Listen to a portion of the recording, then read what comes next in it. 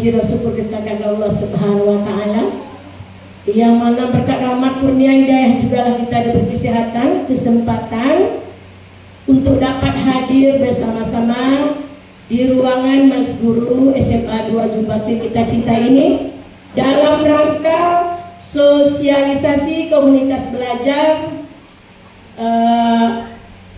antara guru dengan kepala sekolah.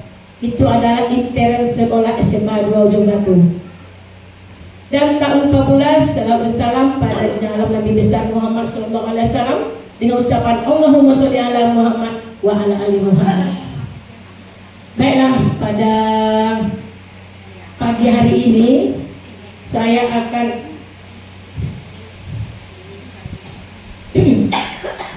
menyampaikan beberapa kriteria tentang sosialisasi komunitas belajar.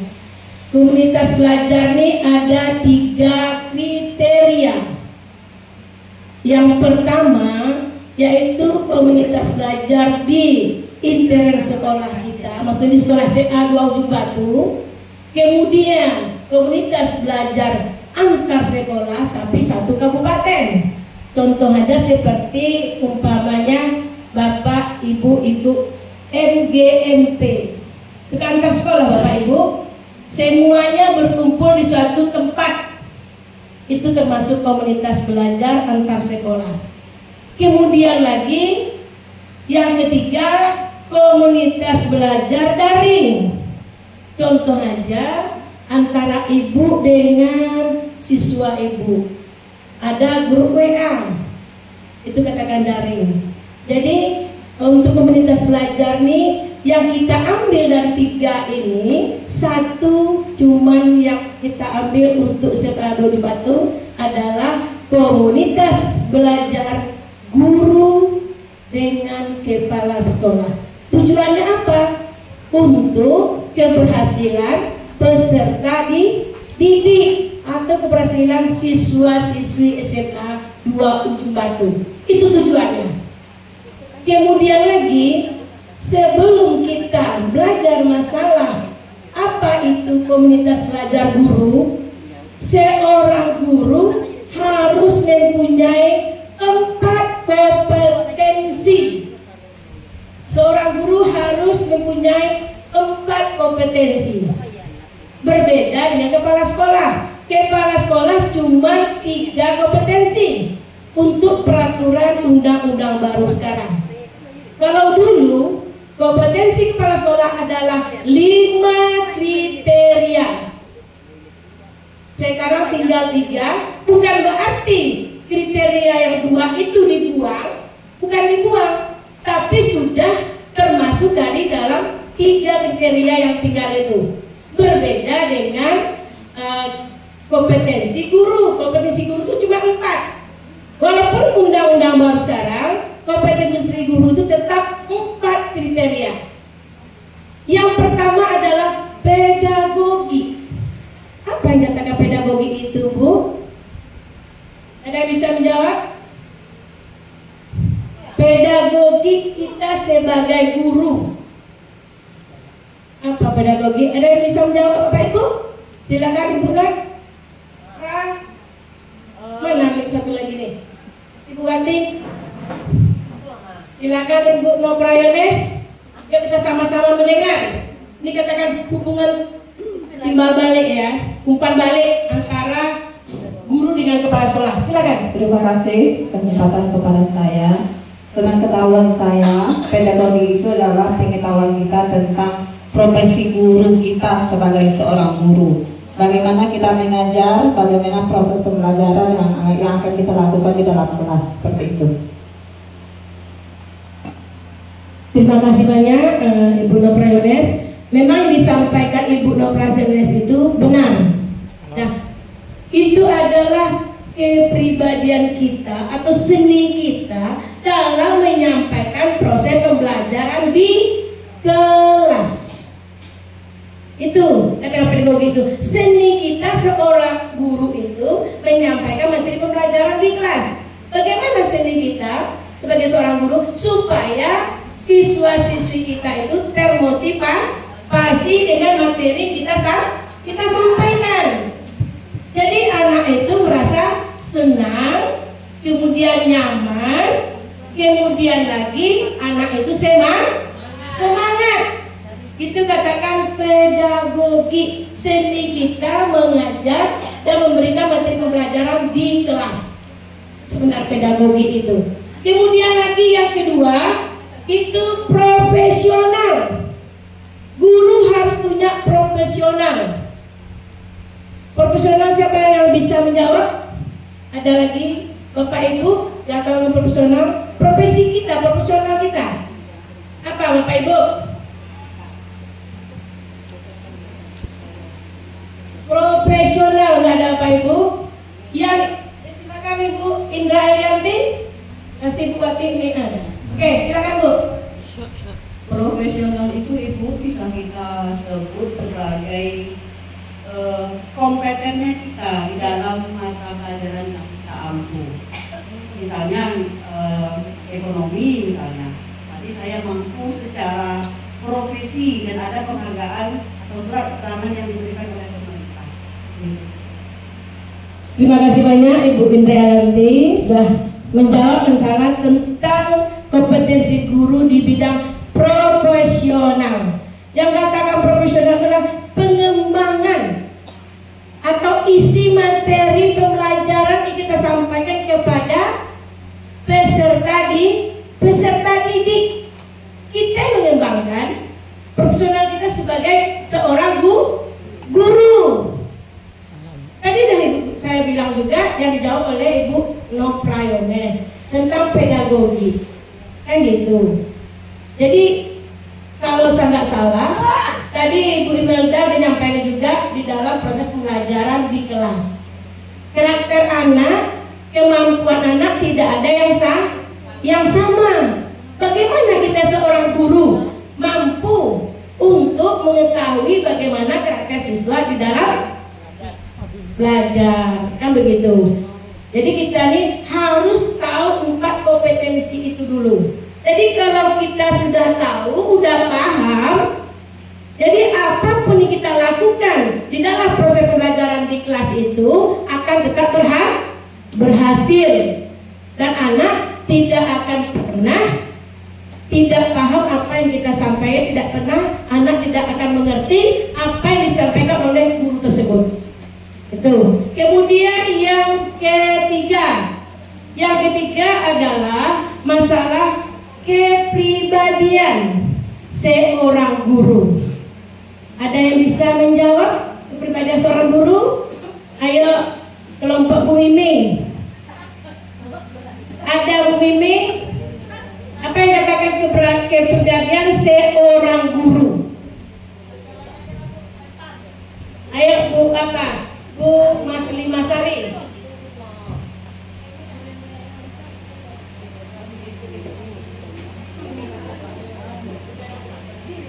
Ya, berdiri Bu, biar nampak wajah cantiknya. Jadi yang ketiga tadi itu mengenai kepribadian seorang guru. Jadi kalau menurut saya di sini bagaimana karakter kita sebagai seorang guru. Karakter di sini yaitu kita harus berwibawa, arif. Jadi karakter yang ditonjolkan di sini seperti itu Bu, dan bijaksana. Ya, terima kasih banyak Ibu Mas Dimasari. Kepribadian itu adalah karakter seorang guru yang akan kita laksanakan, kita lakukan nanti, akan kita buktikan kepada peserta didik atau kepada siswa kita di dalam proses pembelajaran di kelas. Kemudian lagi yang keempat terakhir adalah sosial. Bagaimana Bapak Ibu? Ada yang tahu sosial? Silakan Bu Intan, Bu Iin. Bu Iin lah dulu. Nanti baru kelompok depan. Kompetensi sosial itu adalah kemampuan seorang guru untuk berkomunikasi dengan peserta didik, sesama guru, orang tua, termasuk juga dengan lingkungan di sekitar sekolah. Mantap. Bagus. Plus untuk Ibu Iin.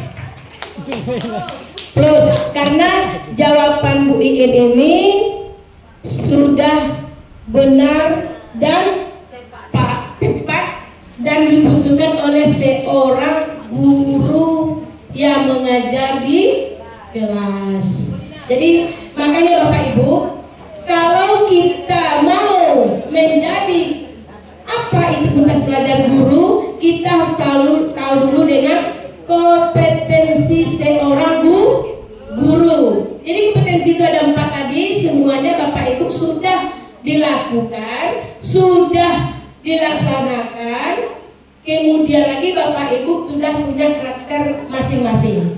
Cuman lagi kita ini kan punya batas kemampuan. Mungkin inilah yang ada perbedaan antara kita. Dari 30 guru, 30 pula karakternya begitu. Sama juga dengan siswa yang disampaikan oleh tutor kita tadi itu masalah IKM.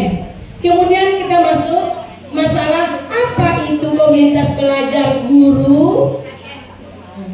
Nah, ini adalah RHK yang saya ambil tentang Kombel. Kemarin kita sudah belajar masalah Kombel. Pertama kali kita memakai kurikulum Merdeka ya Bu Popi.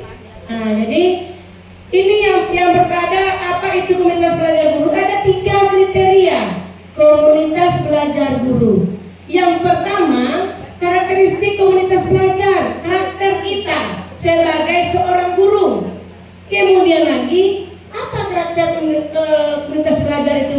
Komunitas belajar terdiri dari guru yang saling mendukung dalam pertukaran ide dan praktek pengajaran. Kita kan begini, kalau kita mendapat pengetahuan baru, pasti kita berbagi. Ada kita berbagi?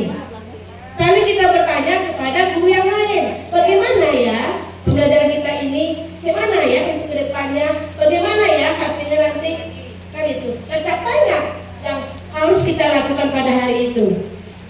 Kemudian yang kedua, manfaat kolaborasi guru. Kolaborasi guru antar guru menghasilkan inovasi dalam metode pengajaran serta meningkatkan motivasi siswa secara signifikan. Paham kan Ibu masalah inovasi itu? Paham Bapak Ibu kan? Nah, ada penemuan baru yang saling kita menerima. Kan gitu. Kemudian lagi tantangan dalam pembentukan. Tantangan utama termasuk perbedaan visi, kurangnya waktu untuk bertemu serta resistensi. Yang dikatakan resistensi itu apa Bapak Ibu? Ada Bapak Ibu yang tahu yang dikatakan resistensi? Ya Bu Krisna.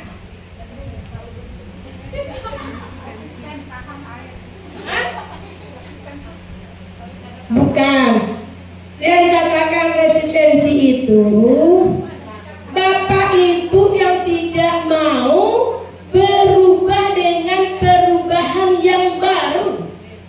Itu dikatakan resistensi. Resistensi. Jadi gini, dulu Bapak Ibu mengajar kurikulum K13. Sekarang kita memakai kurikulum Merdeka. Kan begitu. Jadi kita ini sudah kurikulum Merdeka, tapi kita masih mempertahankan kurikulum K13. Itu juga tidak ada perubahan. Itu katakan resistensi. Dan betul kan? Resistensi terhadap perubahan lingkungan sekolah. Kan begitu. Contohnya sekarang nih Bapak Ibu ikut kegiatan workshop di Sekado Jawa Timur masalah IKN. Kan itu implementasi kurikulum Merdeka. Jadi kita ini tidak memakai lagi dan mempertahankan lagi masalah kurikulum K13. Kadang-kadang kita ini tidak mau berubah. Apapun disampaikan, apapun diberitahu oleh teman, kita ini masih mempertahankan pendapat kita sendiri. Kan begitu. Itu dikatakan resistensi. Paham Bapak Ibu? Oke, lanjut. Nanti penolakan terhadap perubahan. Iya, perubahan. Betul, penolakan terhadap perubahan yang baru. Itu ide yang baru, pengetahuan yang baru, kan gitu. Kemudian masuk kepada manfaat komunitas belajar bagi guru. Manfaatnya untuk apa? Masalah komunitas belajar itu, yang pertama pengembangan profesional, udah tadi profesional kita. Kemudian melalui pelatihan terstruktur, guru dapat meningkatkan keahlian pengajarannya dan pengetahuannya di bidang pedagogis secara mendalam. Udah tadi, Bapak Ibu udah paham bagaimana kita sebagai seorang guru. Kemudian kita ahli berprofesi di bidang studi kita masing-masing. Ya kan itu.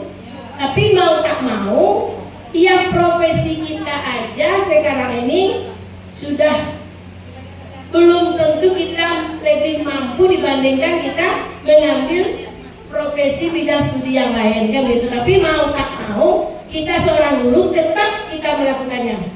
Supaya apa? Supaya proses pembelajaran kita tetap berjalan sesuai apa yang kita harapkan. Kemudian lagi dukungan moral antar sesama. Guru saling memberikan motivasi dan dukungan emosional yang membantu mengatasi tekanan profesi dan burnout. Apa maksudnya itu ya? Maksudnya gini, ada di dalam diri kita ini yang tersirat betul, yang tidak bisa kita memberikan kepada orang lain. Maksudnya begini, kita itu tidak mau menerima gitu.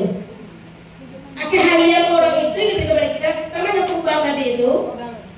Kita kan di dalam ruangan ini kan antar guru kan sering itu, saya memberi, kemudian sering bertanya, kemudian lagi sering memberikan ilmu satu sama lain. Supaya apa? Supaya kita lebih maju lagi, kan begitu. Kemudian lagi peningkatan kualitas pembelajaran. Gunanya kolaborasi, tadi disampaikan juga sama ibu struktur kita, kolaborasi antara guru dengan siswa, guru sama guru, guru sama kepala sekolah itu dikatakan lingkaran sekolah. Ini katakan komunitas belajar sekolah ini. Kemudian lagi menghasilkan segi pelajaran inovatif, menyenangkan. Kemudian meningkatkan engagement siswa dan hasil belajar secara keseluruhannya, kan begitu. Jadi siswa itu kan beragam-ragam karakternya di dalam kelas. Kita seorang guru harus memahami siswa masing-masing. Supaya apa? Supaya terjadi inovasi antara guru dengan siswa. Kemudian lagi tujuan dari komunitas belajar guru. Ada 3 kriteria. Yang pertama meningkatkan potensi pedagogi, kemudian diskusi antara guru membantu peningkatan metode pengajaran dan menyesuaikan pendekatan sesuai dengan kebutuhan siswa. Contohnya pendekatan guru tadi itu. Tadi ada sebagai contoh permainan yang dibuatkan oleh ibu usul kita masa IKN itu.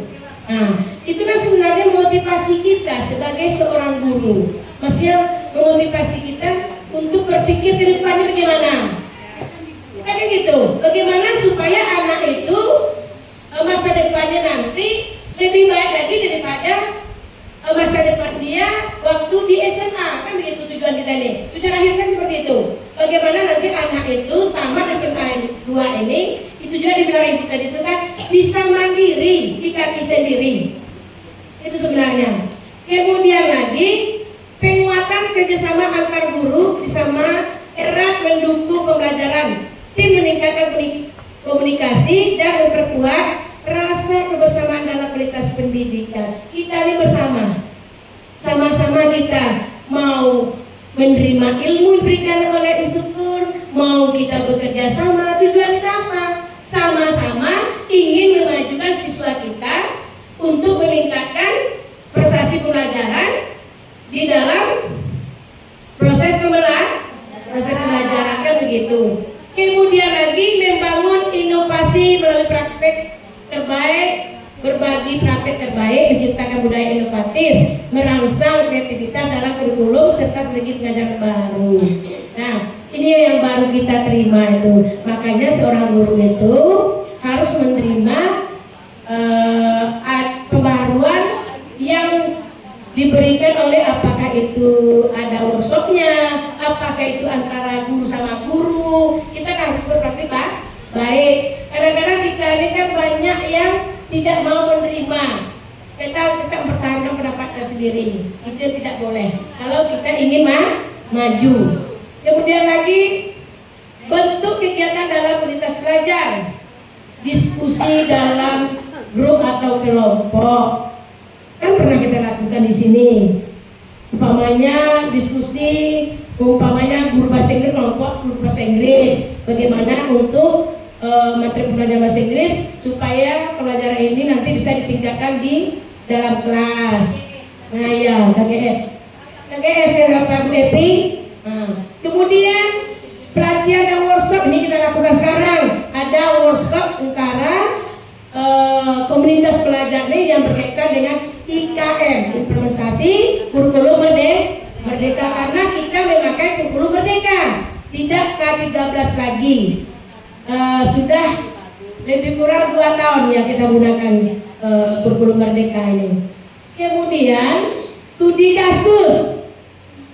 Studi kasus ini memberikan pengalaman pembelajaran praktis, memungkinkan analisis mendalam terhadap situasi kelas yang nyata. Setiap masalah tetap ada, apakah itu di dalam kelas, apakah itu di luar kelas, apakah itu umpamanya antara siswa sama siswa, tetap kasus itu ada. Tapi bagaimana kita seorang guru untuk menanggapi dan menyelesaikan masalah yang terjadi? Gimana solusi harus kita buat supaya masalah itu dari yang besar menjadi yang kecil bisa tidak ada lagi masalah. Itu tugas kita sebagai guru. Tapi kalau bisa ini kita lakukan, serasa tidak ada permasalahan yang berat yang ada di SMA 2 Jumatun. Terutama adalah tugas guru bidang studi, piket hari itu, kemudian wali kelas, kemudian guru BK dan wakil kesiswaan. Itu saling berkaitan. Kalau terjadi permasalahan terhadap siswa kita. Kemudian lagi model-model komunitas belajar yang efektif. Model maksud itu model pembelajaran yang harus kita berikan kepada siswa kita di dalam kelas. Supaya apa? Supaya anak itu senang, semangat, dan gembira menerima apa yang kita berikan. Itu sebenarnya model-model pelajaran kita itu banyak modelnya. Tapi pun walaupun demikian, kita seorang guru ini kan punya trik kita masing-masing. Itu katakan profesional itu. Profesional itu kan seni kita dalam mengembangkan materi pembelajaran di kelas. Kemudian lagi teaching mengedepankan saling mengajar antar guru, memungkinkan pertukaran pengalaman dan peningkatan kompetensi bersama-sama. Teaching sudah kita lakukan, tapi di sini adalah observasi. Teaching itu kan boleh kita lakukan pertukaran pengalaman itu antar guru sama guru, bisa. Ya enggak? Boleh antar kepala sekolah dengan guru, bisa teaching itu. Nah, kan gitu. Jadi bukan berarti teaching itu harusnya kepala sekolah dengan guru saja, bukan wakil dengan guru saja gitu. Kemudian lagi inovasi melalui lesson study. Lesson study bertujuan meningkatkan kualitas pembelajaran dengan pemikiran kolaboratif dan refleksi berkelanjutan terhadap praktik pengajaran kita. Jadi kalau seandainya nanti Bapak Ibu sudah kita menyampaikan materi pembelajaran kita, waktu itu di kelas tetap ada tindak lanjut kita, kan itu. Berarti kita mengevaluasi diri sendiri. Itu disampaikan oleh Ibu instruktur kita tadi itu, masalah IKM. Tetap berkaitan. Kemudian tantangan dalam membangun komunitas belajar. Tantangan itu tetap ada. Tetap ada. Itulah tugas kita sebagai guru. Tantangan tetap ada. Mungkin dengan ada tantangan itu kita lebih berpikir dewasa lagi, kan gitu. Lebih berpikir luas lagi gitu tentang karakter peserta didik. Kemudian waktu yang terbatas seringkali menjadi kendala serius bagi guru untuk terlibat dalam komunitas belajar. Jadi mungkin guru bidang studi ini seharusnya mungkin 3 jam pelajaran, sementara waktu 2 jam pelajaran terputus lagi jam istirahat. Nah, itu kan suatu kendala kan? Suatu kendala seorang guru menyampaikan materi pelajaran di kelas terputus dengan keadaan waktu, itu bisa juga terjadi. Kemudian lagi dukungan komitmen dan dukungan dari sekolah diperlukan untuk mewujudkan komunitas belajar yang efektif dan berkelanjutan. Nah, jadi kita ini seorang guru harus memberikan inovasi, kolaborasi, tapi komunitas itu tetap berkelanjutan, bukan untuk di situ aja. Apa sebab kelanjutan? Apa yang Bapak Ibu berikan nanti di kelas itu tetap berkelanjutan. Tujuan apa? Untuk menentukan hasil akhir, kan gitu. Kemudian lagi motivasi individu guru menentukan tingkat partisipasi aktif mereka dalam pembentukan komunitas belajar yang efektif. Jadi semua kita tujuannya sama-sama untuk meningkatkan prestasi siswa, untuk menjadikan siswa mandiri, untuk apa lagi Bapak Ibu? Untuk menyiapkan siswa keluar dari SMA 2 Ujung Batu atau keluar dari sekolah kita. Jadi mereka nanti punya skill atau punya kemampuan, bisa bersaing dengan sekolah yang lain. Itulah tujuan kita yang akhirnya. Ini yang harus kita capai. Jadi karena kita akan bekerja sama untuk memotivasi anak dalam dunia global. Dunia global itu maksudnya bersaing di antar sekolah atau antar fakultas, kan begitu. Mungkin itu dapat saya sampaikan masalah. Ada lagi satu lagi, kesimpulan dan rekomendasi. Komunitas belajar mendukung pertumbuhan profesional guru, memperkuat jaringan dan kolaborasi untuk peningkatan pengajaran. Wajib. Kemudian langkah penetapan visi bersama, sudah kita tetapkan kemarin visi kita. Kemudian lagi untuk berkelanjutan penting melakukan evaluasi rutin, mengadaptasi strategi dan serius mendorong partisipasi aktif guru. Saya siap membantu Bapak Ibu untuk memajukan siswa-siswa Batu ini menjadi siswa terhebat di Kabupaten Hulu. Gimana? Setuju? Ya, bukan plus untuk siswa SMA Batu. Oke, terima kasih. Mungkin itulah yang dapat saya sampaikan masalah sosialisasi komunitas belajar. Nah, jadi di situ ada pertanyaan untuk Bapak Ibu. Semua yang saya sampaikan tadi, Bapak Ibu lihat linknya di SMA 2 Ujung Batu. Nah, kalau Bapak Ibu isi linknya, jawab pertanyaan yang ada di sana. Jadi tugas kita hari ini sudah selesai. Kalau bisa umpan balik ini, pertanyaan yang saya berikan kepada Bapak Ibu hari ini harus siap, karena nanti langsung dikumpulkan aja, kumpulkan melalui link yang ada. Kan link udah ada, kan langsung kumpulkan gitu. Pertanyaan tidak banyak Bapak Ibu, cuma sedikit pertanyaannya, tapi ada hasil kita, ada